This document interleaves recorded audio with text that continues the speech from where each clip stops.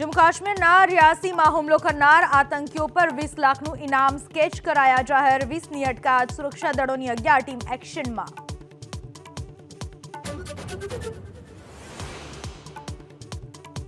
વર્ષ 2023ની તુલનામાં રાજ્યમાં 14 દિવસ વહેલા ચોમાસાની એન્ટ્રી પ્રી મોન્સૂનમાં જ 100 તાલુકાઓમાં વરસાદ આજે રાજ્યમાં સાર્વત્રિક વરસાદની આગાહી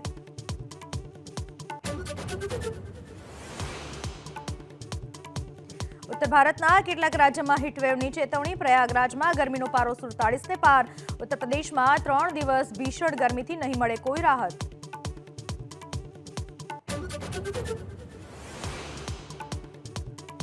દેશની યુનિવર્સિટીમાં હવે 2 વખત પ્રવેશ પદ્ધતિને યુજીસીની મંજૂરી બીજા સત્રમાં પણ વિદ્યાર્થીઓ મેળવી શકશે પ્રવેશ પદ્ધતિ સ્વીકારવી યુનિવર્સિટી માટે ફરજિયાત નહીં